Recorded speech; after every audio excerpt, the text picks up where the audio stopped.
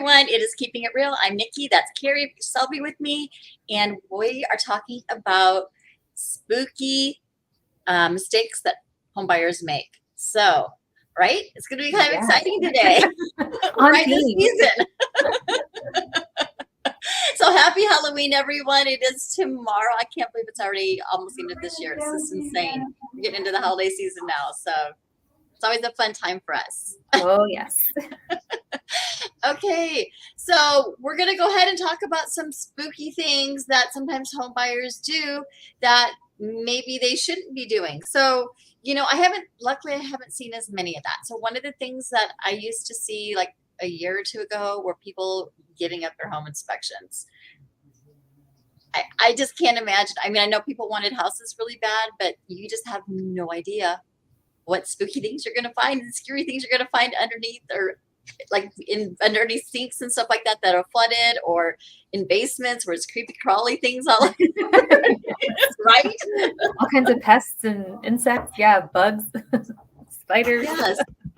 And sometimes it's those little hints that the home inspectors get that, makes you dig a little deeper and to find some of those things. But giving up a home inspection is probably one of the most scariest things, at least in my world. When my buyers want to do that, it is like, oh, please don't do that. Or, not doing that, because there's so many things that you have to learn about your house. And it's good information, because then you know how to run your house properly and what needs to be fixed. And you walk into that, even if it is a little scary, at least you know when you're walking into it with your eyes open rather than shut. Yeah, and you can prioritize what's going to be the most important thing to fix first. Right, exactly. So anyway, so there was that. And then another one is not sticking to your budget, right? Yes, I see that all the time. Why don't you talk about that one? Well, I'll have people come in and they'll tell me, my number one question, where are you comfortable with for payment? They'll tell me, and then all of a sudden they find this home that they want. And so they keep on going higher and higher. And they might still be qualified, but just barely squeaking in there. And if anything were to happen, the financing could fall through. What if the home doesn't appraise for enough and you have to come in with more money, or you have to renegotiate? So there's all kinds of things that can happen. And then especially, you just don't want people living paycheck to paycheck just to buy a home. So staying on budget is very important. And I tell my buyers that too. It's like, please don't, if you look at something that's more than what you want, what you told me, then that's on you. But I don't want you to come back and say, oh my God, Nikki oversold, because I would feel so bad about that. If they couldn't, they were planning a dream vacation, they couldn't go because they didn't, they overspent for their house. So, all right.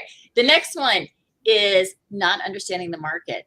And this is really important, because when you are making offers and stuff like that, you really need to know what other homes that are similar to you're selling for, so you're not overspending and you're not, paying more than you need to be paying. So if you don't know the market, that's really easy to happen. So it's making sure you're doing the comps and kind of getting that figured out. And, people think a lot of times that's not just on the seller side that you do comps, but I do it for all my buyers. I mean, like when we go to put an offer in, I'm running those comps because I want to make sure, we're getting a fair price. Definitely. I think that's another thing that happened during all of the low interest rate times, where people were offering more than the home was worth as well. So that was kind of scary when you had to wait for an appraisal. I'm like, oh, fingers crossed that it comes in at value and that they don't have to come in with extra money. That's right. a huge thing. And now with the rates or the home prices, I'm not dropping a lot, but little bits and stuff like that, it's like you might not be able to sell as soon as you want. So there's a lot of scary things that could happen with not, doing that too. So exactly. Okay. What about overlooking additional costs? So a lot of times people walk in and it's like, okay, I have to pay for my closing costs, my down payment, and then they start looking at homes and it's like they, oh, there's HOA fees on there. Oh, there's, and it comes from a variety of different things. Repairing costs. How much is it going to take to maintain and repair your home if you need to repair that? There's some of those things in the home inspection come up that you have to pay for. So that's another big one I think that's kind of scary, is not knowing what those costs are, not doing the research, when you've got that timeline to do your research to make sure it's going to meet your needs, to not do some of that upfront work and do your due diligence. Most definitely. But I think that you and I as professionals know what to say to our clients to prepare them for best and worst case scenarios. And I always tell people when I first give them my fees, just understand that these are cushioned. We can always take away, but we can never add. So at the end, we will take away the fees that are not needed. We will trim it down to what it actually costs, but it's important to have kind of that cushion in there just in case there's any contingencies. Yep, absolutely.